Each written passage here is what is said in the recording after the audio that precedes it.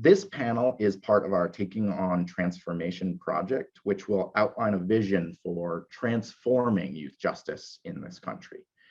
For our youth justice portfolio at the Justice Lab, this vision of transformation includes a focus on 4 key things: closing youth prisons, directing funds away from incarceration, investing resources in the communities most impacted by incarceration, and centering those who are most impacted in designing and leading efforts to create safety. So today's discussion will hone in on centering youth and families who have been most impacted by these systems in the discussions of how to create safety and well-being for young people. Our panelists have a range of personal and professional perspectives on both the why and how of young people and their families leading this work, and I know it's going to be an incredibly rich discussion. With that, I want to turn it over to our amazing moderator, who will then introduce our panel and get the discussion going.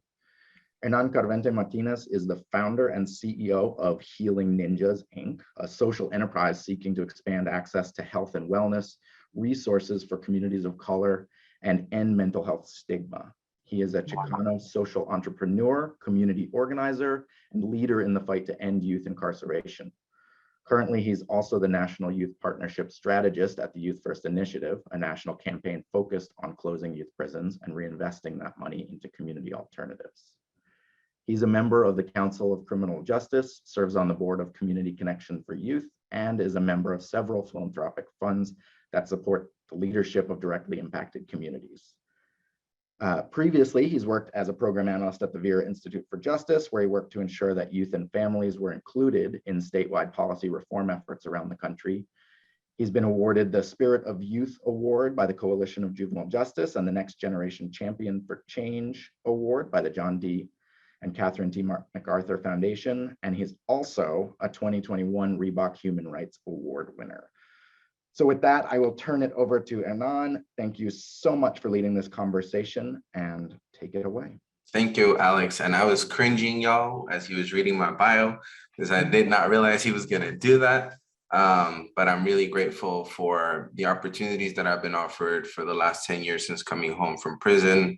I think for many of you who probably are on this webinar, I probably know you in one way or another. And you can imagine how much of a privilege it is to go from being a youth voice and a young person who started off in this movement 10 years ago, being the one talking about these issues from a personal lens, to now being able to facilitate these meaningful conversations with other dope organizers, leaders, and system practitioners who are really doing the damn thing and doing it in a way that actually makes sense for our community. So with that, I just want to, kind of lay the foundation that this conversation is really meant to, sort of build on all of the momentum that's happening around the country. Our 3 esteemed panelists are all people who have, in one way or another, shaped their systems, their communities, or the people that they're actively working with in one way or another by empowering them and doing the work that they need to do to really ensure that young people, families, and systems are being built in a way that are supportive of one another, but more importantly, to the benefit of community. And I think when, 10 years ago when I came out, we used to talk about youth voice as like the thing that everybody wanted to do. We slowly but surely transitioned to youth leadership and really putting young people in a place where they were being engaged. And we started talking about youth leadership and youth engagements anonymously. And I think we are now at a pivotal moment in our justice movement where, because of COVID, because of everything happening, we realize that it's not just about placing young people in a leadership role, but it's about really working in partnership with them and adults really serving as not just the support, but also as a coach, as a mentor, and honestly, just as another human being interacting with another human being. So, although our 3 panelists have professional roles, I just want to remind everybody that they're also human at the end of the day. We are all human at the end of the day. And that if we're doing this work, it's because I believe that all of us just have a commitment to wanting to do this well. And so I want to introduce them each. I won't read through all their bios, y'all, because y'all can read that on your own time. I think we all want to hear from them more than read their bios, but I'm just going to give y'all a little bit of a preview to each of them. So first, we have my homie Chuy Soto, who is a youth leader in the New Mexico Youth Justice Coalition.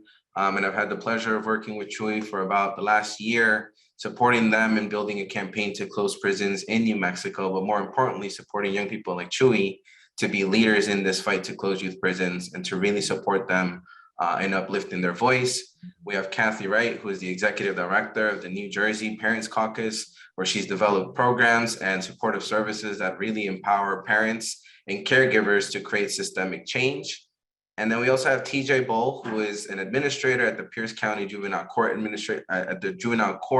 Pierce County Juvenile Court.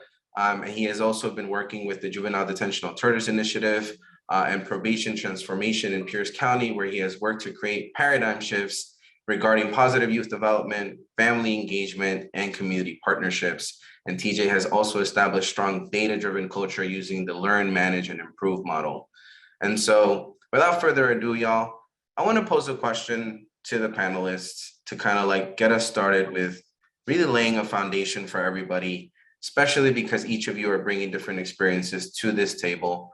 And the first question being and I'm going to direct it to you, Chuy, specifically too first, because I want to hear from young people specifically.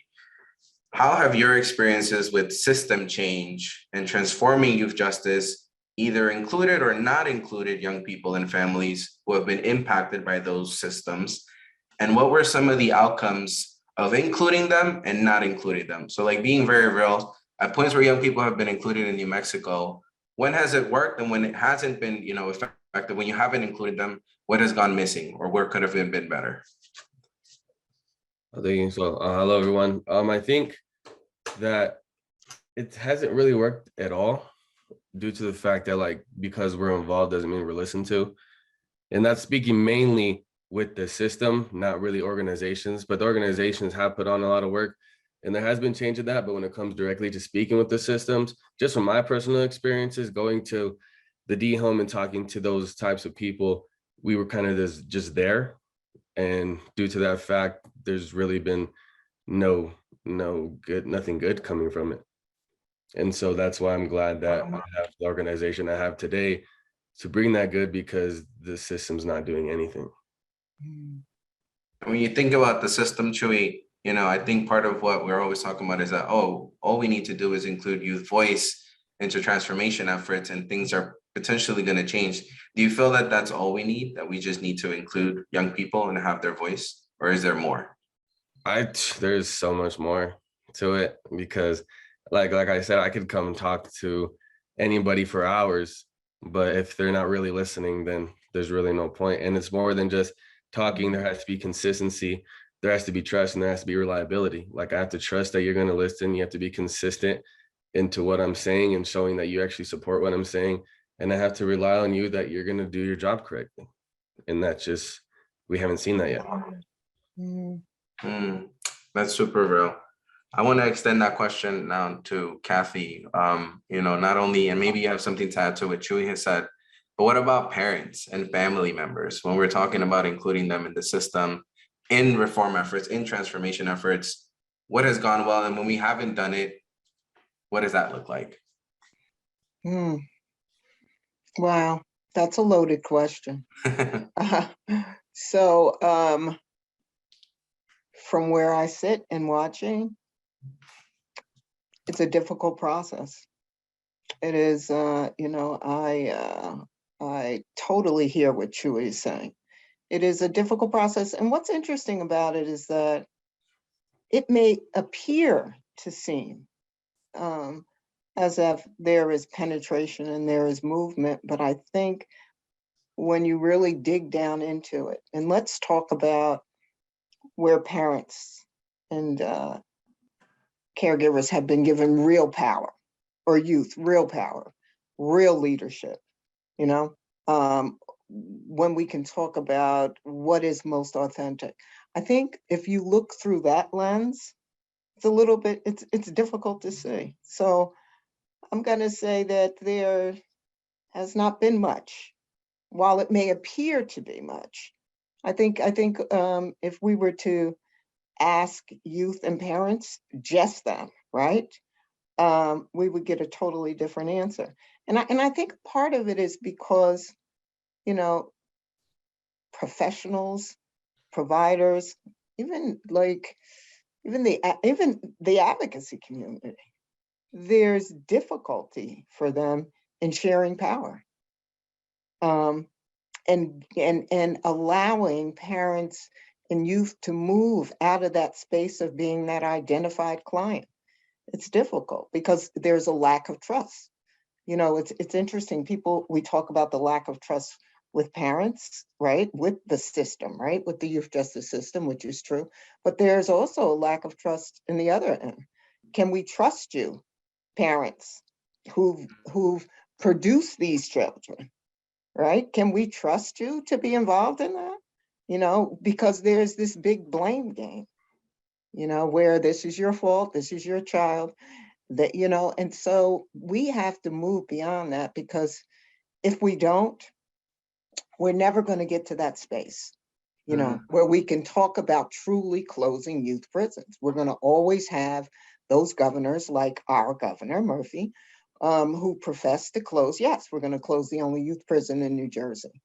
As we sit here and the youth prison is still open, and it has the highest percentage of sexual abuse of any other youth prison in the country.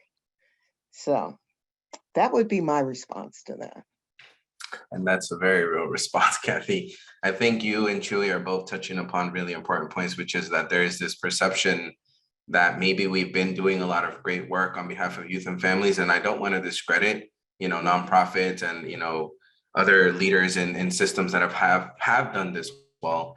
But if we were to really sit down and have this conversation with, you know, other Chewies, other Kathys, other people working, you know, in those communities, would they say the same? Right? Like, because we're over here sort of at the top of that conversation. And oftentimes the people who don't listen the most are system leaders. And so I want to pivot to TJ, you know, in your experience, TJ, what were the outcomes of including families in some of the system reform work that you've been a part of? And, you know, what happened when you didn't include them? And what was the difference in the work that you've seen thus far? Yeah, thank you so much.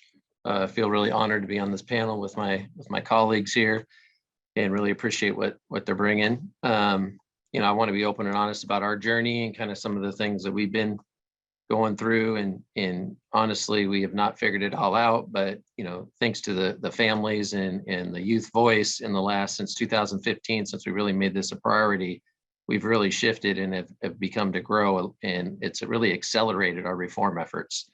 And when I think of this, I think of it in three different ways. I think of one is like youth and family focus groups all the time. Anytime we came up with like our new programs or what are we thinking that we might want to do, it's really reaching out to the community and listening and asking questions around what is valuable. This is kind of what we have out in front of us, is how much money we have. What do you want to do with it? So really leaning into that. And we found it's really important, like who does those focus groups, not to have a system folk do it, but to have people that are trusted in the community, have former family members or trusted community partners. The second area I think about is like this ongoing case planning and assessment with young people, really shifting the mental model of, you know, moving away from that old blame and shame narrative of when you see young people coming in, and the narrative for so often in the system was, you know, oh, the parents must be at fault, and the parents feel that coming in. And so really shifting that to like, they're the experts in their situation. They have the skills and the strength and the resilience to overcome. They've overcome other things in their life. So really, how do we joint plan together? What do we need to be successful here? And also like share some of the accountability measures, like with our opportunity-based probation model that was built with families. And it's about giving them the opportunity to earn points, and the families give the points to the young people, the system can. So it's like partnership, working together to support young people in their growth. And it's about behavior change. It's not about punishment and accountability as much. So, and then the third part I think about is really embedding that family voice into your system. And I think the analogy that works for me is like, instead of just inviting someone to dinner, it's like saying, what do you want to cook? What do we want to prepare? And setting it all up from the get-go. So they need to be at the decision-making table. So we chose to establish a family council, which is made up of family members who've been through the system. We contract with them to meet monthly. We pay them a stipend. We feed them. They create bylaws. They review all of our programs. They review our data. We give them access. They sit on our interview panels. They're on our steering committee. So really bringing them in to be at the decision-making table, I think is super important. And also having awareness of the inner workings of the court, the acronyms, all the data, the system actors, who are they, build relationships with them. So that way they can make measurable change and be part of that. In addition to the moving the system forward, I think then it's super helpful to create space for them to partner with new families coming in, because they are the best positioned to support them and make sure that their needs are being met. So those are some of the things that I think about, the 3 different categories when you mention that. Thank you, TJ. And I just want to acknowledge that I've seen the questions in the chat, and I'm seeing that in the Q&A also. I have some questions that I'm going to ask that hopefully will answer some of those, but if by the end they are not answered, I will be sure, promise, to get those questions out there to our panelists. But I just want to keep a flow of the conversation based on what we're hearing. But, Chuy, I want to come back to you right after hearing TJ as a system administrator in Pierce County in Washington, right? Like, we're talking about you now also being in New Mexico, and have you or have you not been able to interact with someone like TJ as a system leader that believes that youth and families should be centered in the ways that he just described, right? And like, what examples do you have, Chuy, in New Mexico of where youth have actually led the effort, if at any? Oh yeah, so I've definitely worked with a lot of systems people, and my experience is that with sharing the space doesn't necessarily mean you're sharing power. And if you're not sharing power, then that's just tokenism. And that's kind of only been my experience when it comes to the systematic stuff. And so with that, then that just builds mistrust when you realize that you're just being used for their paperwork. And so there's no productivity that's going to come from that. So, yeah. No. So could you also elaborate on, so if we wanted to do it well, right, what would it look like if we didn't want tokenization to happen, and if we wanted to hold systems accountable to including young people more intentionally? I think you have to give them their own space within yours. Like, give them this is for them. Like, you all are here, but this is for them, and they're here to talk about it and make their own decision. We're just here to listen. We're not here to give our input because that's all we've ever done, because it's their job to do their input. Now you're going to listen to us and how we actually feel, with no interruptions, and not shutting our ideas down or try to intimidate us, because that's all systems people like to do, is intimidate you to not speak. They don't want you to speak. They don't want to listen. Thank you, Chuy, for keeping it real. Kathy, what would you add to that, sort of in response to TJ's thoughts, right? Because I feel like we have a harder time engaging young people, and Chuy, I definitely want to come back to you at some point to like discuss what are some strategies that people can actually do to be more intentional about that. But from a family end, I feel like systems have always been more comfortable with including families because, quote unquote, they're also adults.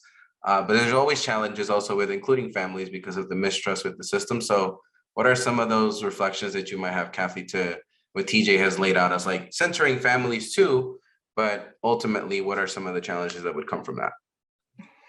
Yeah, he's absolutely right. Because ultimately it comes down to the sharing and the giving of power. So a good example is, particularly in the system field, you will have system partners who say, well, our youth are included or our parents are included, and they have real responsibilities.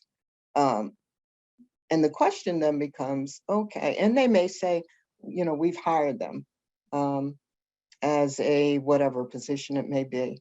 When really what we're talking about, when you look at it, a typical nonprofit organization, the question for me becomes, well, who's on your board, right? Do we have a youth representation on your board? Do we have parent representation on your board? Because that's the area where decisions are made, right? That's where the governance comes from. So even sometimes, and I hate to use that analogy, but even sometimes when, we feel like we're sort of thrown a bone, right? By, oh, okay, well, here's a quarter time position.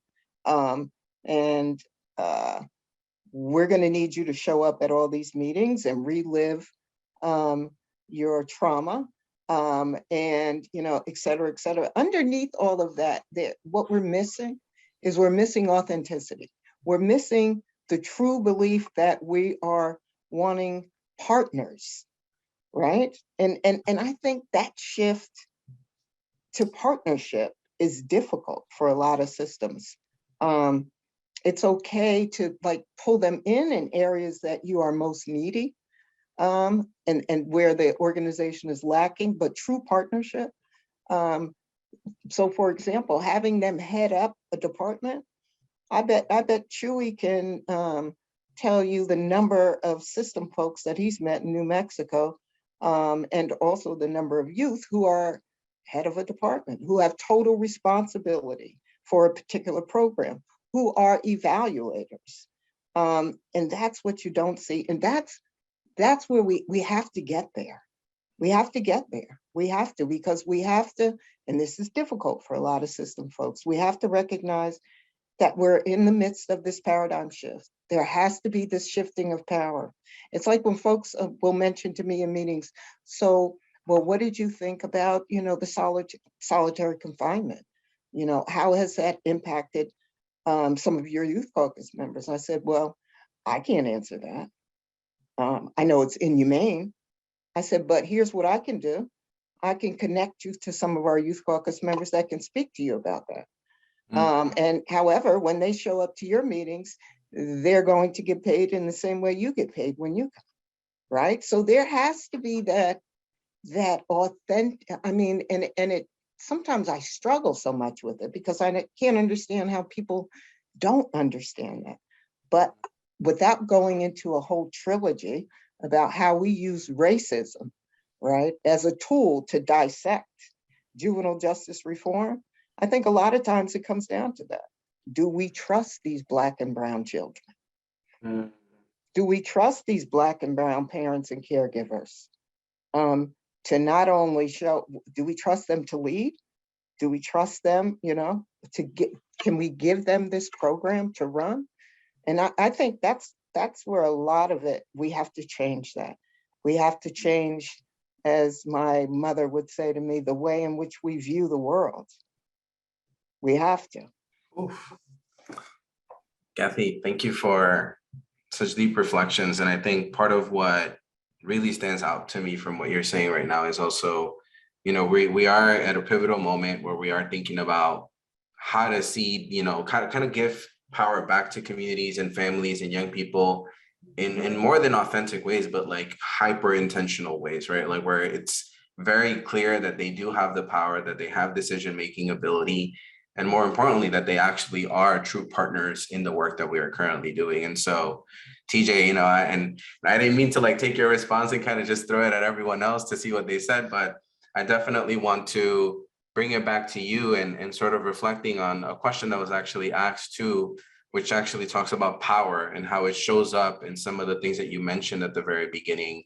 And just how you've been able to really be intentional about giving powers to young people and families, whether it's in the focus groups that you mentioned or in some of the other stuff that you are doing. But ultimately, someone also asked, who is the dispositive voice when youth and families disagree with system folks? So you could have power, you can have everything that you laid out, but when you get pushback from youth and families, how have you seen that play out, in Pierce County, and what has been the power shift?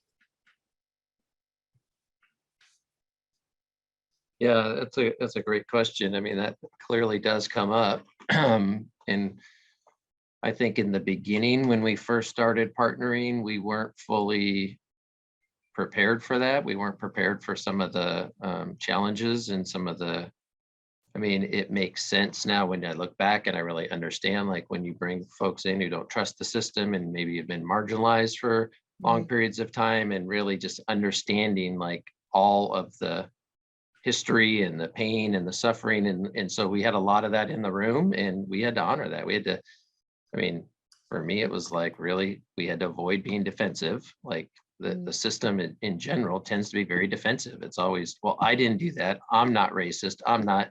And it's like, so really was challenging all of us as leaders to say, you need to not be defensive. We're trying to be open, authentic, listen to understand.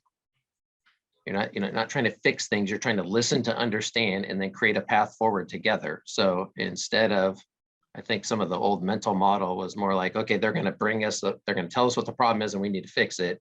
Instead, we had to shift our model of like, okay, well, how do we sit with you, diagnose what you're bringing to the table, share some like how the system currently works, what are some of the legal challenges to that, what are some of the policy practices, but then also like, where's the wiggle room? Where do we start? Where do we, what's step one? Like, we might not get to step 10, but what's step one together that we can take to move forward?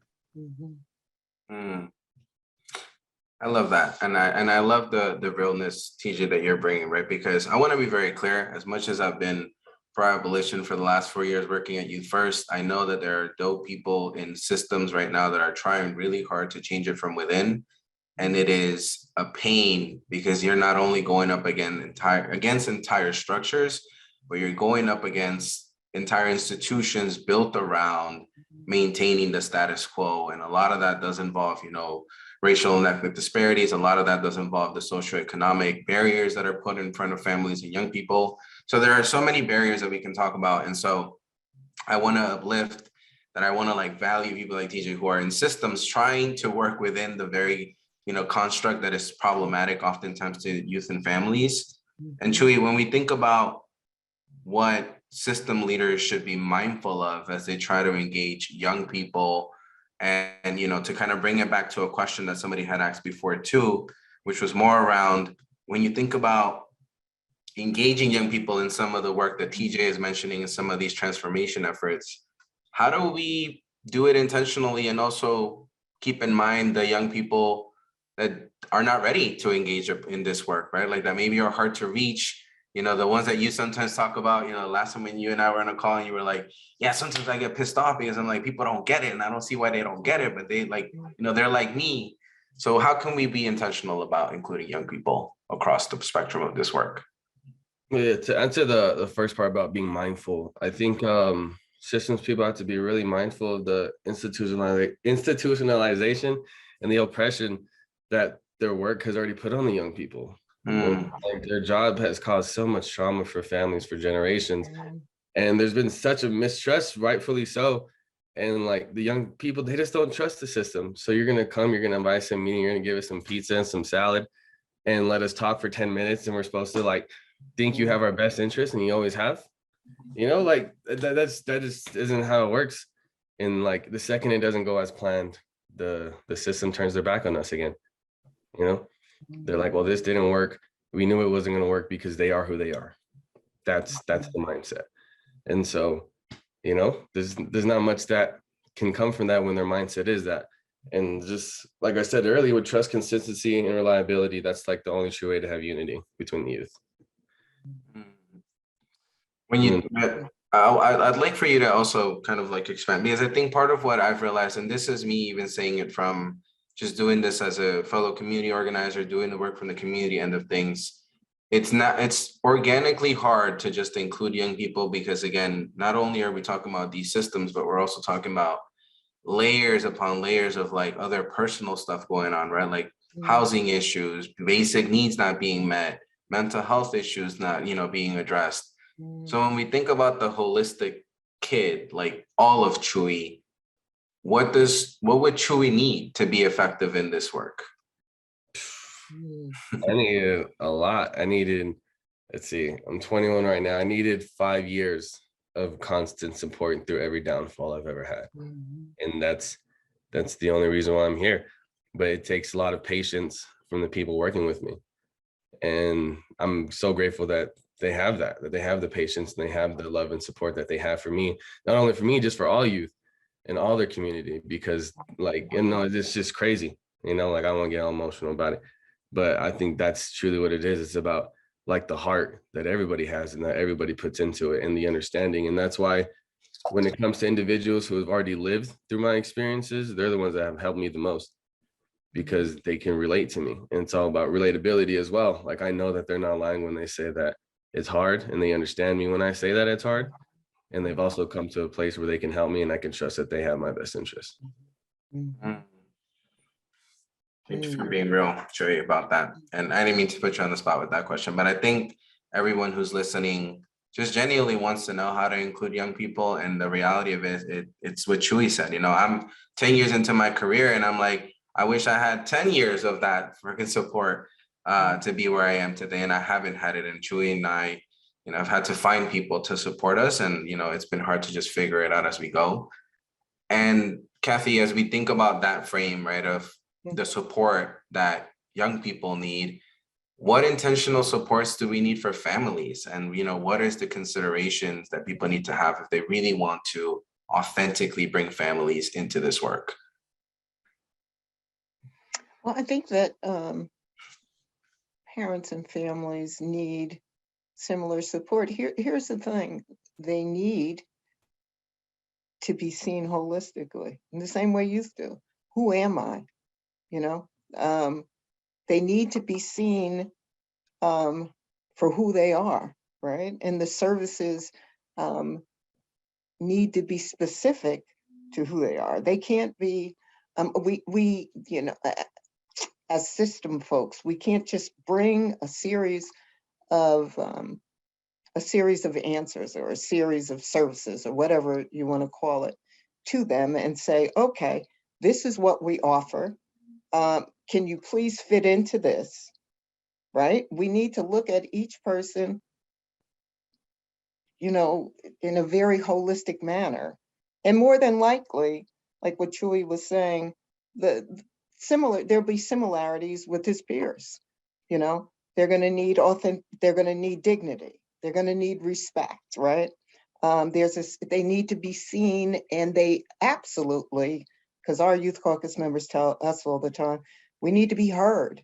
But it's interesting because different people hear different levels, right? And one of the things in the training that we do for parents is one of the things I tell them, as I said, I want you to learn to listen to what people don't say, because it is there in that space, right, that you will find the answers. And the same, I think, is true for youth. And so it's a different level of listening that even I have to do with them. I have to, first of all, just as adults and system folks, we need to quiet ourselves to really hear them. Because I think a lot of times what happens is, people are so busy processing what they believe to be true and needy for families and youth that they don't hear what they're actually saying. They're, and like we just spoke about, they're human, period, across the board. So, for example, as a parent, I don't necessarily, or a family member, I don't want to sit down at a table with system partners and they're using jargon and all these acronyms, and I have no idea what they're talking about. I don't want to be put in that position, because that position doesn't make me feel good, right? And if this is about my child, right, I really don't feel good. So now I'm in a place where I'm just like flabbergasted, because I'm like, okay, not only is this about me, but this is also about my child, who, as Toni Morrison says, is the best of me. So now I really feel defensive. So what we try and do, we want to give parents and caregivers, they come to us for free training. We have 15 sessions with them, and where we give them that knowledge, we explain to them, this is what those acronyms mean. This is why we need you to be at the table. This is what we want you to do when you're meeting with legislators. This is, and help them to frame their voice. Because once we can do that, then with the system folks, they need to have a same level of training, which teaches them how to hear, right? So that they don't get, frustrated, right, when they're dealing with parents. Or, one of the things that I say in training, I'll say, okay, when a young Black man walks into your office for an appointment, what's the first thing that you see? And I'll never forget, I was doing the training, and there was probably about 12 probation officers and one social worker, and the social worker jumped up and she said, I see color. But what was interesting is that was like this emotional reaction. She didn't really mean to stand up like that and say that. And so I clapped for her. Now, keep in mind, I'm in the front, I'm the instructor, and I clapped and I said, and I want to let you know why I clapped for you. I said, because you spoke your truth, you Mm, know, where everybody else was thinking that. You had the audacity and the strength and the courage to stand up. And so I think that that's what we need, a lot of that, right? We need a lot of just making people feel comfortable to talk about really what some of the issues truly are, and until then, we're just going to continue to have like these conversations where people are talking above and underneath and around, and we have to make sure parents and family members have that education, have that knowledge, so they can sit at the table and they feel like, okay, number one, I deserve to be here, I should be here, and my voice is valued. And mm. that's one of otherwise we're not going to get to a world in which we don't criminalize children, because that's what we're doing. That's truly what we're doing. Yes. Okay, Kathy. I don't know. I'm just gonna put you for the rest of the conversation. I'm just kidding. I really appreciate everything you're laying out for us right now, because what you just shared is really sort of like the similarities in which young people are going to be experiencing the same layers of sort of separation from this work and from us being able to partner in intentional ways. But you named something that I think is really important that has come up as a theme in some of the Q&A, which is, some of our families, some of our young people, Chewy, you mentioned this earlier too, are also just not going to trust systems at this point. They're not looking at systems for the solution. They're actively pushing for these alternatives that don't involve the system. And so there are communities that, because of all the harm that the system has caused, just don't see themselves sitting at a table with someone from the system trying to play nice to come up with a solution. In some places, we are seeing communities saying, we are trying to do away with the system and bring back the power to our communities. And so, TJ, it's probably going to be a loaded question and a heavy question, but I feel like you got this. But ultimately, when we think about, oh, Chewy, did you want to add something? Oh yeah, but I could go after if it doesn't fit. But I just wanted to say that, like, how you said about like speaking and things like that. Just the experiences that I have is that I spoke to, well, me and like 18 other youth spoke to one of the secretaries for CYFD in our state, and we got a whole certificate from the governor saying thank you. And then a month later, we had to talk to a new one. And so that type of frustration, and that comes with like, you kind of just feel defeated because I just shared my trauma. Me and 18 other youth just shared our trauma, and we're gonna have to do it all over again. And that type of thing, that makes us not want to talk to you guys, well, not to you guys, but to the system anymore, because it's like, I just did, and things that I had to do it again. And so, and all I got was a paper for it, like, but I just wanted to, really say that, because once you were talking, that kind of brought it up out of me. No, thank you for sharing. And it does add context to why I'm asking that question for TJ. But, our communities in many ways have grown tired of just like not being able to be heard. But also, when we are heard, sometimes going back to the same table with the same problem the next year, trying to still solve it, but with different people or even the same people. And so, some of the question is, as we're really thinking about this reality of a world where community members are envisioning a world without systems, without prisons, how does that land for system stakeholders, CJ? How are systems really grappling with this like reconciliation of the harm that has happened? And how has it been done in Pierce County specifically? But if you know of any other jurisdictions that have been really kind of sitting with this, what has that looked like? Yeah, I do agree that that's very loaded. I mean, the first thing that I would say is, as Kathy was talking, I just 100% believe exactly what she was saying. And I want to like really just like say thank you. Like that just really spoke to me. Like I totally agree with what she was saying. I really think like we've been really struggling with that, like really trying to be honest and supportive and, not like keep inviting people back and not do anything with the information, and to really like, and so, I think it's really, really important though that the folks in the organization, like we start internally and, how are you treating each other in the workplace? What's the culture? What's the mental model like? If you try to be authentic with a family member and try to be engaging, but then you go to the water cooler with your colleague and then talk bad about parents, like that's not cool. Like it needs to start with in the agency, how do we treat each other? Are people in the agency valued? Are we walking the talk with each other? Because if staff feel valued and people feel like they can show up as their best self and they can show up as authentic selves in the workplace, and diversity is welcomed in the workplace, then they're much more likely to be open and diverse and inclusive with families. And so I really feel like that is really important for the system folks to really be looking internally at how what's their mental model around families? What is their behaviors? How do they support each other? How do they create inclusive environments for the people who show up there? Because if you have people of color in the organization who don't feel like the agency supports them, how are they expected to support our families of color who are coming in? Like that is going to be really challenging, is what I hear from folks. And so we're really trying to lean into that piece and just really treat each person individually in an agency. So that way we can show up as our best selves and create that space to talk with families around what is really going on and how do we walk alongside you with the things that you're wrestling with, knowing that the system ain't fair, and to be honest and around the system challenges. The system disproportionately impacts brown and Black children. We know this. It's been like, you don't have to look far for that data. So why hide from that? Just own that.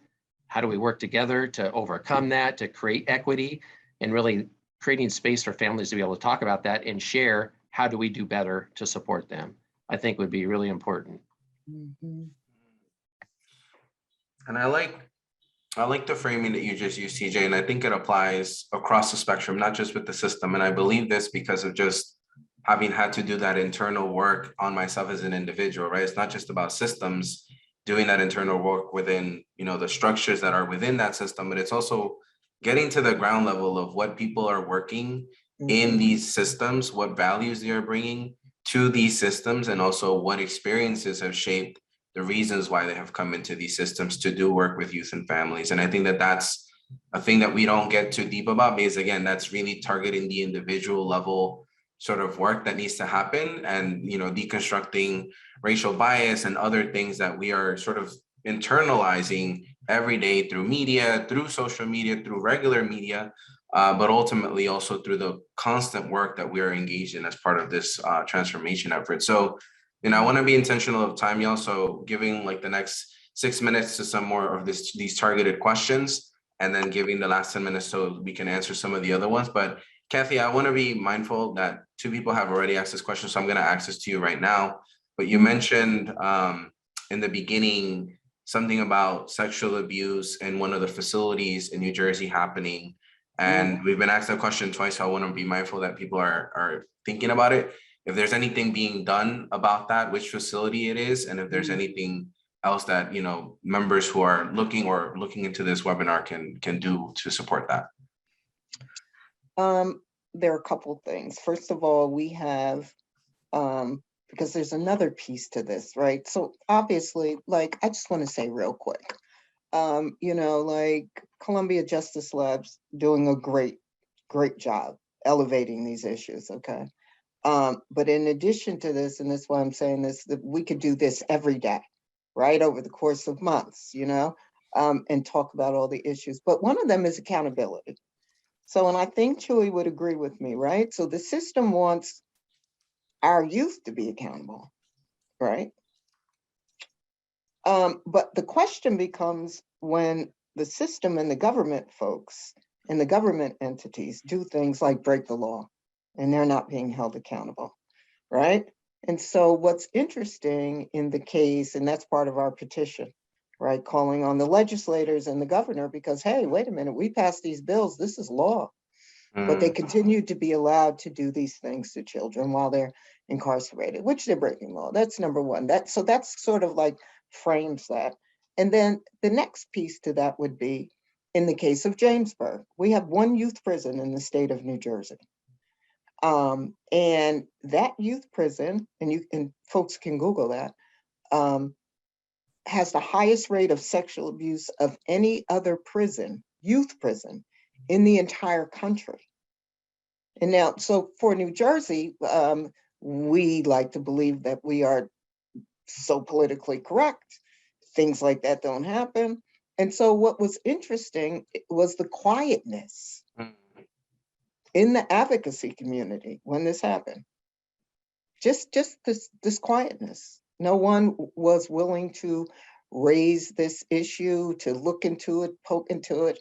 And so we kind of feel like, other than the Parents Caucus, because we're the ones, right, that are always raising these things, and folks are saying, where did you get this information from? Well, this has been all over, like NewJersey.com and all throughout the internet. And yet, right now, that is absolutely true. That is, that is absolutely true. And I happen to also not only be a parent, but I'm also the niece of a warden of Mountain View Youth Correctional Facility, which, even though it sounds like a youth prison, is actually an adult prison. My uncle has passed away. And one of the things he shared with me, the reason why he retired from the Air Force, he went to Jamesburg, he left Jamesburg and went on to Mountain View. He said, because, and we're going back 15 years. Yeah, 15 years. He said, because the sexual abuse and the treatment of kids was just so rampant, and just the word he used wasn't inhumane. It was I forget the exact word he used, but it was inhumane, and that's the reason why he left there. I think he worked there for 2.5 weeks, 3 weeks, and he left. So this is, and here's the other interesting thing I'll throw out to folks to let them know. If you look at the front of Jamesburg, there is the front where you go into the actual building. There is this large awning across the entrance, and it has 1864, 1867. And so it reminds everyone, obviously, of 1865 and the year slaves were emancipated. So, yeah. And that is a true thing. It does. And that's part of the reason why we must. It's not we should. We must move to a model where everyone, right, the government particularly, is held accountable, because Governor Murphy, he said when he won the election, that was his promise. We were going to close Jamesburg. That hasn't happened. He hasn't responded. He's been reelected again. So, and then the other piece of that, this is why we have to move to a world in which we don't use incarceration, right? Like we have to think about, what are we doing when it comes to incarcerating children? We're doing that. We're throwing them in youth prisons, and we're expecting them to come home and be what? Rehabilitated, holistic, right? We have to really, and in order for us to do that, we have to dig down into people's biases. And that's where the difficulty comes from, because the vast majority of the people, they're oh, well, of course they need to be in prison, because I don't want my daughter to graduate from college and date that young man, so they feel better. They feel more comfortable when our kids are in prison, right? This is the thinking, right? Thank you, Kathy. I appreciate you sort of offering that. And for anyone who had that specific question, if you want to connect with Kathy after the fact, the information for all the panelists will be sent out if you want to reach out directly to see how you can support. But thanks for giving more context for everybody that was asking that. And Troy, I want to hand it over to you. If there's something that you want to add, and folks, if you have a particular question, please drop it into the Q&A. The chat kind of, I lose the questions in the chat. So if you're dropping it in the chat, I might have to scroll all the way up to find it. So drop it in the Q&A and it'll be right there for me to see. But Chuy, with respect to just, and I want to be intentional too, is like, we're kind of coming close to time. How do we, moving forward, hold systems accountable to including young people? But at the same time, what do you imagine being the reality of how we should be engaging young people moving forward? And again, you can bring some of your experiences through SWAP and the New Mexico Youth Justice Coalition as well. I think accountability is one of I guess one of my favorite things to talk about when it comes to talking with systems people, because they love to shift the blame and like just follow the narrative. And it's crazy to me because you know, like to this day in 2022, there's still meetings going on saying the reason why some kids have to wear ankle bracelets is because their pants are sagging.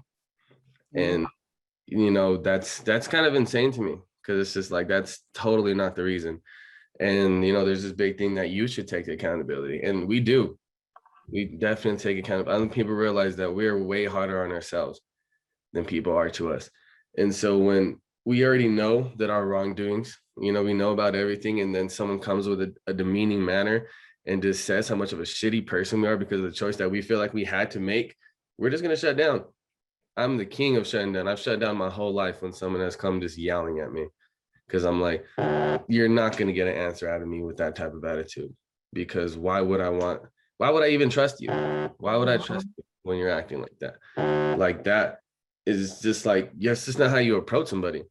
And so, you know, when with the adults tend to have temper tantrums and power trips. And that's just it. They like to release their emotions on us and expect us to just take it. Like that's not how we operate. And like I just feel like until accountability can really be taken from the adults, there's no real growth that can come until really they just have to lead by example. Just really just lead by example. Thank you, Chewy. And I'm gonna try to go to the Q&A for a second, y'all, and I'd like for you all to be as brief as you can, but as pointed as you can, because I do also want to come back to give you all some final words. So one of the other questions I was asked here, for any of the panelists, have you engaged in any type of truth and reconciliation process with systems and community, including impacted youth and families, to acknowledge the deep generational harm and begin to move forward? If so, what has that looked like? If we could have one of you answer that, that'd be great. Let us know who. I don't think I have had a conversation with systems people in that subject at all. Yeah. TJ, Kathy, no? The closest we've gotten to that is what we've done within the context of our professional parent advocacy training. There's a class on conflict and resolution and the power of persuasion. And what we do is we will have a parent that takes on the role of a system partner. And then the system partner take on the role of the parent, and we'll pull them together and engage them in a conversation.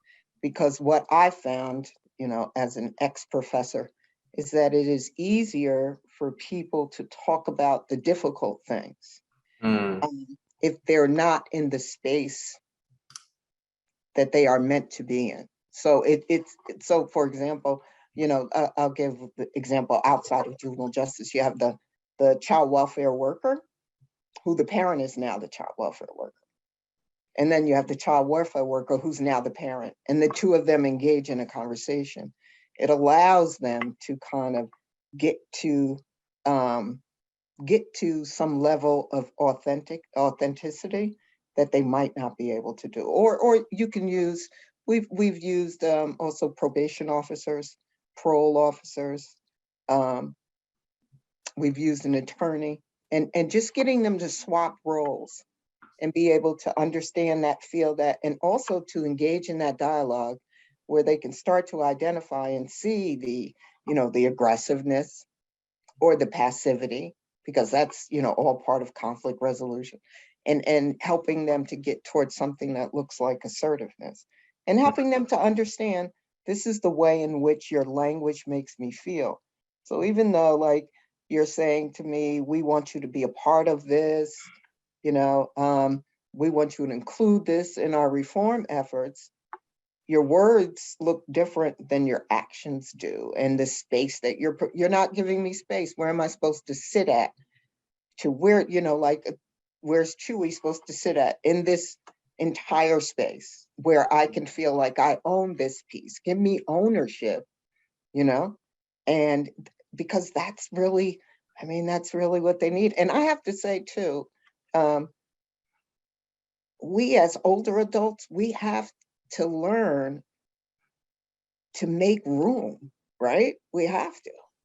We have to sometimes move out the way. As our youth caucus members, they tell me everything. They're like, Miss Kathy, you have to move out and I'm happy to do that. You know what I mean? And we have to be okay to do that and understand that we're not losing in this. System partners, you're not losing.